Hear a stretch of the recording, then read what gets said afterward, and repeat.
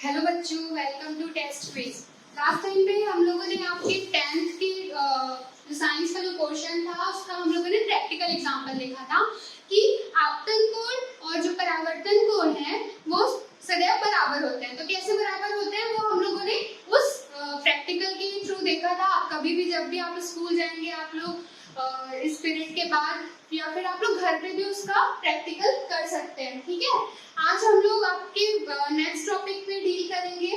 ठीक है, तो इसके अकॉर्डिंग जैसे आप लोग के उसमें दिया हुआ है कि आप लोग का परावर्तन का दो सिद्धांत होता है। पहला होता है कि जो आपतित किरण होती है, आपतित किरण, परावर्तित किरण और जो अभिलंब, वो तीनों सदैव एक ही पृष्ठ पर बनते हैं, एक ही समतल सतह पर बनते हैं। ठीक है, तो हम लोगों ने वो तो देख लिया कि जो सेकंड हम लोग का है कि एंगल आई और एंगल आर हमेशा बराबर होते हैं, आपतन कोण और परावर्तन कोण बराबर होते हैं। उसका हम लोगों ने प्रैक्टिकल के थ्रू देखा था कि उसे कैसे बराबर होते हैं।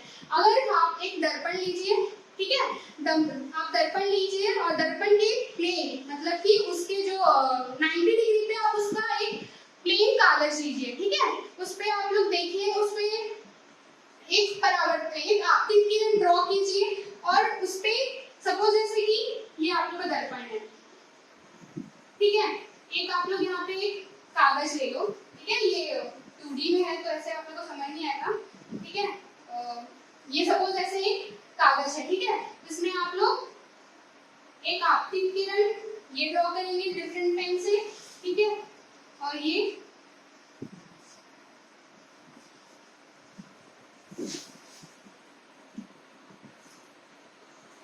ठीक है, ये आप लोग का एक पृष्ठ सतह है। इसमें आप लोग का एक इसके अभिलंब पे ऐसे एक कागज लीजिए, यहाँ पे किसी पॉइंट पे जिसको आप लोग आपतन बिंदु बोलते हैं, यहाँ पे ये हुई आपकी आपतित किरण, ये हुआ आपका अभिलंब और ये आप लोग की परावर्तित किरण। ठीक है, आप लोग बस ये प्रैक्टिकल इसलिए करना है कि जैसे जैसे आप लोग उसको चेंज करते हैं, आपतित किरण को चेंज करते हैं, ठीक है, उसका परावर्तित किरण भी चेंज होगा और उसका अभिलंब भी चेंज होगा। लेकिन इससे ये तो कंफर्म हो जाएगा कि ये तीनों सदैव एक ही सतह पर होंगे। ठीक है, तो ये आप लोग का एक छोटा सा ऐसे एग्जांपल है। नेक्स्ट है आप लोग का नेक्स्ट टॉपिक दिया हुआ है कि समतल दर्पण के घूमने का परावर्तित किरण पर क्या प्रभाव पड़ता है। जैसे कि आपका दर्पण है, ठीक है, उसको आप लोग किसी भी थीटा एंगल से घुमा सकते हो, है ना। तो उस थीटा एंगल से घुमाने पे आपके परावर्तित किरण पे क्या प्रभाव पड़ता है वो आज हम लोग देख रहे हैं। ठीक है, तो ये आप लोग का एक दर्पण है। ठीक, ये ए बी एक दर्पण है, ये इसका पृष्ठ सतह है। ठीक है, यहाँ से एक आपकी आपतित किरण है, ये आपका आर ओ, हम लोगों ने इस पे का विलंब खींचा है ओ एन। ठीक है, और ये है आप लोग का परावर्तित किरण जिसे हम लोग बोल रहे हैं ओ एस। ये जो आपतित किरण है वो कितने एंगल में बन रहा है, 52 डिग्री पे। ठीक है, और जो परावर्तन है उसका परावर्तन कोण क्या बन रहा है, हम लोगों को पता है कि आपतन कोण और परावर्तन कोण, ठीक है, इंसिडेंट एंगल और रिफ्लेक्शन एंगल दोनों हमेशा इक्वल होते हैं। तो अगर ये 52 डिग्री पे आपतित हो रहा है तो ये कितने डिग्री पे परावर्तित हो रहा है, 52 डिग्री पे। ठीक है, उसके बाद हम लोग को ये इसमें एनालिसिस करना है कि अगर हम लोग दर्पण को किसी थीटा एंगल पे घुमा देते हैं तो हम लोगों ने क्या किया, इस दर्पण को जो सपोज ये ए बी है, इसको अब हम लोग क्या बोल देंगे, ए डैश बी डैश। आप लोगों की बुक पे ए बी और ए डैश बी डैश को भी इसी के साथ मर्ज करके दोनों को दिखाया गया है। ठीक है, मैं इसको इंडिविजुअल ऐसे ड्रॉ कर रही हूँ कि अगर आप लोग का ये जो सरफेस है वो थीटा डिग्री एंगल पे घूमेगा तो आप लोग ये जो सरफेस है वो थीटा डिग्री एंगल पे घूम रहा है, लेकिन जो आपकी आपतित किरण है वो कांस्टेंट है, वो स्थिर है, हम उसको नहीं घुमा रहे हैं। इसलिए आप देखो बच्चों, हम लोगों ने इसको चेंज नहीं किया, ये आर ओ डैश है। ठीक है, आप लोग का आपतन बिंदु चेंज हो जाएगा क्योंकि वो डायरेक्शन चेंज हो रहा है। ठीक है, वो थीटा एंगल से घूम रहा है तो ये क्या होगा, आर ओ डैश। ठीक है, उसके बाद ये जो आप लोग का अभिलंब है वो क्या बन गया, ओ एन डैश, और ये जो आप लोग का नया ये आप लोग आपतित किरण है, ये परावर्तित किरण है, नया जो आपका परावर्तित किरण है वो क्या है, ओ डैश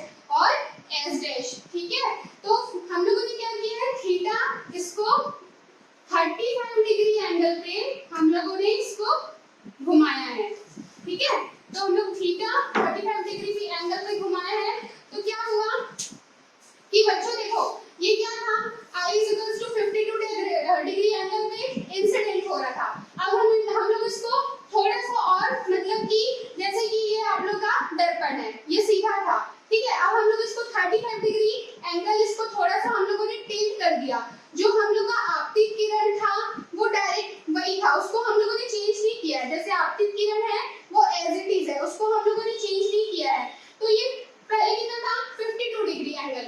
अभी जो है वो जो अभिलंब है उसका जो डायरेक्शन है वो चेंज हुआ है, ठीक है। तो पहले एंगल आई हम लोग का कितना है 52 डिग्री, अब उसको थीटा हम लोग कितना चेंज किए हैं 35 डिग्री, है ना। तो अगर हम लोग 52 डिग्री में से ये जो आप लोग का 52 डिग्री था, इनमें से ये थोड़ा आप लोग समझिए कि जो दर्पण है वो थोड़ा टिल्ट हुआ है, तो ये क्या हो गया, उसमें से 35 डिग्री जो एंगल है वो माइनस हो जाएगा। इसलिए हम लोग का दर्पण देखिए, हम लोग का जो एंगल ऑफ इंसिडेंट है वो देखिए यहाँ पे 52 डिग्री है, और यहाँ पे जो अगर हम लोग थीटा उसको टिल्ट कर रहे हैं तो वो एंगल हम लोग को थोड़ा कम दिख रहा है, ठीक है। क्यों दिख रहा है, क्योंकि उसमें से अब हम लोग का जो 52 डिग्री एंगल था उसमें से हम लोग क्या हो रहा है 35 डिग्री जो एंगल है वो माइनस हो रहा है, ठीक है बच्चों। तो क्या हुआ, एंगल आई में से हम लोगों ने 35 डिग्री जितना भी थीटा उसको घुमाएंगे उसको हमेशा हम लोग को उसको सब्ट्रैक्ट करना है, ठीक है। तो 52 डिग्री है, ठीक है, उसमें से माइनस हम लोगों ने क्या किया 35 डिग्री एंगल माइनस किया। तो अब हम लोग का जो नया एंगल बना, इंसिडेंट ऑफ एंगल जो हम लोग का बना वो कितने डिग्री का बन रहा है, वो बन रहा है हम लोग का 17 डिग्री का, ठीक है। अब हम लोग को पता है कि जो एंगल ऑफ इंसिडेंट होता है और एंगल ऑफ रिफ्लेक्शन होता है वो दोनों क्या होता है, बराबर होता है। तो कोण आई बराबर कोण आर, ठीक है। तो यहाँ पे हम लोग को ये पता चला एंगल आई तो हम लोगों ने निकाल लिया, है ना। आपतन कोण जो नया आपतन कोण है ना, नया आपतन कोण है थीटा डिग्री घुमाने पे वो क्या बना 17 डिग्री, और जो परावर्तन कोण है वो क्या बना 17 डिग्री, है ना। मतलब क्योंकि आपतन कोण और परावर्तन कोण दोनों सदैव बराबर होते हैं। अब हम लोग को ये देखना है कि जो समतल दर्पण को घुमाते हैं हम लोग तो जो परावर्तित किरण है उस पर क्या प्रभाव पड़ता है, तो उसका प्रभाव देखने के लिए हम लोग को ये देखना है जो SON है, एंगल SON है, ठीक है। और ये जो S डैश O डैश और N डैश में कितना अंतर है, तो पहले हम लोग ये देखो ये 52 डिग्री है, ठीक है, वो तो पहले से है, वो 35 डिग्री उसमें और ऐड हुआ, ठीक है। ये जो 52 डिग्री है ये एंगल पहले से है, उसमें से हम लोग उसको थीटा डिग्री और एंगल उसको घुमाए तो वो भी ऐड हो जाएगा। लेकिन हम लोगों ने देखा कि वो जो उनमें से 52 और ये जो थीटा 35 डिग्री है वो एंगल एक्स्ट्रा हो रहा है, उसके लिए हम लोग को ये 17 डिग्री को एंगल ऑफ आई के लिए उसको माइनस करना पड़ेगा, है ना। तो 52 प्लस 35 माइनस 17, तो आप लोग का आंसर आया 70 डिग्री।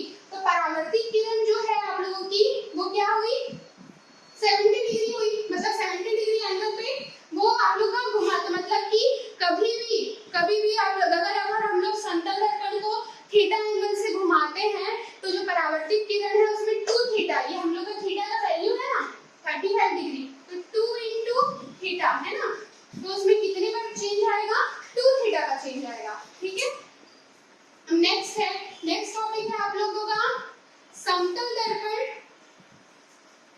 हम लोग क्या देखेंगे नेक्स्ट टॉपिक, ये आप लोग पॉज करके इसको नोट डाउन करना चाहे तो कर सकते हैं, अदरवाइज इसको समझने की कोशिश करना, ठीक है। आप लोग का समतल दर्पण पर बिंदु वस्तु का प्रतिबिंब कैसे बनता है, समतल दर्पण पर बिंदु वस्तु का प्रतिबिंब, समतल दर्पण पर बिंदु वस्तु का प्रतिबिंब कैसा बनता है, ठीक है। तो सपोज जैसे कि ये आप लोग का दर्पण है, ये आप लोग का समतल दर्पण है, ठीक है, ये आप लोग का आई है, ठीक है। ये कोई वस्तु है, ये वस्तु पर प्रकाश पड़ रहा है और प्रकाश की किरण क्या हो रही है इमेज पे, जैसे हम इमेज के सामने मिरर के सामने खड़े होते हैं तो हम पर प्रकाश पड़ता है और हम पर जो प्रकाश पड़ता है वो दर्पण से परावर्तित हो जाता है, ये दर्पण पर पड़ा, ठीक है, और ये क्या हो जाएगा परावर्तित हो जाएगा। ऐसे इससे बहुत सारे दर्पण पे मतलब प्रकाश की किरणें तो बहुत सारी पड़ रही है ना, ऐसा तो है नहीं कि एक ही आ रहा है ना। तो इस वस्तु पे प्रकाश आ रहा है, मतलब कहीं से प्रकाश पड़ रहा है, ठीक है। ये प्रकाश की किरणें समतल दर्पण पर आपतित हुई और उसके बाद ये समतल दर्पण पर आपतित हुई, उसके बाद ये परावर्तित हो जा रही है, ठीक है। ये आप लोग की आपतित हुई और ये आप लोग की परावर्तित हो गई, ठीक है। तो इस तरह से हम लोग एक ये देख सकते हैं कि ये जो किरणें हैं वो कहीं ना कहीं हम लोगों को, ये किरणें हम लोगों को कहीं ना कहीं पीछे से आती हुई प्रतीत होती है, ठीक है। तो बच्चों क्या होता है कि देखो एक वस्तु है, उस पर प्रकाश पड़ा, ठीक है, प्रकाश पड़ा, उसके बाद उसमें वो क्या हुआ, हम लोग के समतल दर्पण पे गया, उस पर आपतित हुआ, उससे परावर्तित हुआ। जो परावर्तित हुई किरणें हैं उनको अगर हम लोग पीछे किसी बिंदु पे मिलाते हैं तो ये हम लोग का प्रतिबिंब होता है, ठीक है। इसका मतलब ये है जितने डिस्टेंस पे वस्तु रहेगी, जैसे हम लोग समतल दर्पण में रहते हैं, ठीक है, दर्पण के सामने खड़े होते हैं, तो हम लोग का जो प्रतिबिंब है वो हमसे उतनी ही दूरी पे दिखाई देता है। जैसे ये वस्तु है और उसका प्रतिबिंब भी क्या है, उतनी ही डिस्टेंस पे हमें दिखाई दे रहा है ना। तो इसका मतलब ये है कि आप जितना दर्पण के सामने जाओगे, दर्पण के जितने सामने जाओगे, ठीक है, वो वस्तु भी आपको उतनी ही गति से उतने पास आते दिखाएगी, और जितना आप दर्पण से दूर जाते जाओगे वो वस्तु भी आपको उतनी ही दूर जाती हुई प्रतीत होती है, ठीक है। इसको हम लोग न्यूमेरिकल के थ्रू नेक्स्ट क्लास में इसको कंटिन्यू करेंगे। तब तक